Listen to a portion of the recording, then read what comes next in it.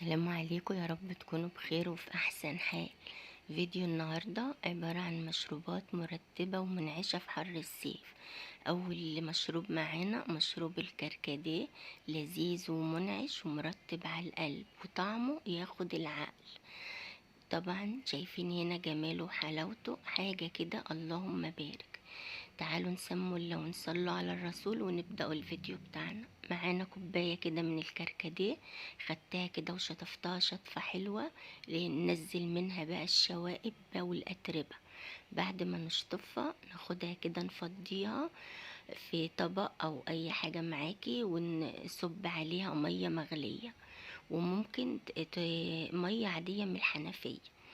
وبمجرد ما نزلنا عليه بالمية المغلية نزل كده اللون بتاعه، وشايفين لونه الورد القمر، علشان الكركديه بتاعنا أسواني وكمان من الحلو يعني.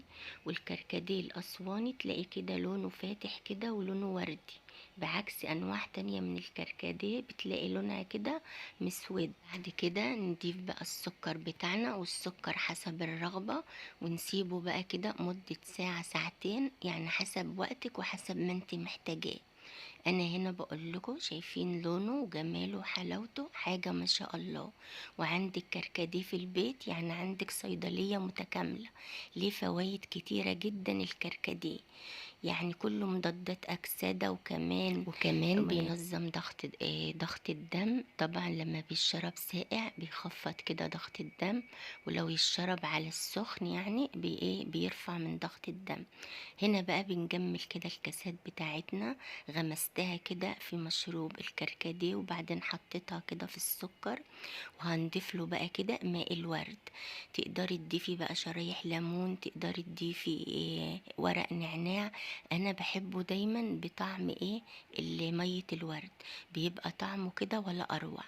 مشروب الكركديه يرطب على القلب، وكمان بيروق الدم، ومنعش ولذيذ في حر الصيف، وكمان بيقوي كده المناعة، وبيقلل من الاكتئاب، وكمان بيقلل من او بيخفض نسبة الكوليسترول في الدم. جميل كده مشروب الكركديه، تقدري تعمليه وتروقي على دمك، وكمان مفيد كده لولادنا، يروق كده على دمهم، وكمان يرطب كده على قلبهم. وكمان مشروب اقتصادي وموجود في كل بيت، يعني نعمله في بيتنا اوفر وانضف، وكمان ننافس بيه اكبر المحلات. شايفين جماله كده وحلاوته، حاجة كده اللهم بارك. نيجي بقى للمشروب التاني وهو الخروب. مشروب الخروب منعش ولذيذ، ومن أجمل المشروبات اللي بنحبها خصوصا في رمضان، وضروري تكون موجودة معانا على مائدة رمضان. برضو هناخده كده ونشطفه شطفة حلوة منعا للأتربة برضو، وبرضو منعا للشوائب. نشطفه بقى كده تحت المية الجارية، هتنزل برضو كده ولا كل شوية من التراب اللي كان فيه. بعد كده بقى نيجي على النار، في حلة على النار هنضيف كوبايتين من السكر، والسكر طبعا بيكون حسب الرغبة، لحد كده ما يتكرمل معانا، ياخد كده اللون الذهبي في الاول. بعد كده انا ضفت له ربع كوباية مية، يساهل كده من الكرملة بسرعة، وكمان لما نيجي نضيف عليه الخروب ما يتمسكش في بعضه او يكتل في بعضه. شايفين كده اللون بتاع السكر والكرملة بتاعته ذهبي كده وحلوة، ذهبي مش محروق، لا، عشان ما يغيرش لونه. نكونوا حريصين واقفين قصاده نقلبه باستمرار. بعد كده ما ياخد اللون اللي انت تفضليه، انا بالنسبة لي اللون ده كان جميل جدا. نزلت بقى عليه كده بالخروب ونقلب كده بقى تقليب مستمر، زي كده تشويحة كده، لحد كده ما يعقد معانا. وشايفين كده اللون بتاعه ينزل بقى كده كل السكر اللي فيه. الطريقة ديت بطريقة الله يرحمها، ربنا يرحمك ويسامحك يا امي. بعد كده كمان هنضيف له بقى المية المغلية بتاعتنا، وبالراحة كده واحدة واحدة وانت بتضيف المية، لان اللسعة بتاعته يعني بتبقى مؤذية. صلوا على النبي عليه افضل الصلاة والسلام. نضيف كده المية بالتدريج، والمية تكون سخنة او مغلية. ممكن تضيفي في الاول مية سخنة او مغلية، وبعد كده تكملي بمية عادية من الحنفية. نضيف بقى كده مش للاخر علشان كده الخروب ما يفرش مننا، مع التقليب طبعا المستمر، ونسيبه يغلي كده لحد كده الحبيبات بتاعته ما تطرى معانا. شايفين اللون بتاعه؟ اللون بتاعه ولا اروع من كده، ولا احلى من المحلات. كمان لسه في اضافة هنضيفها هيدينا اللون بتاع المحلات بالظبط، وهي هي الكربونات او بيكربونات الصوديوم.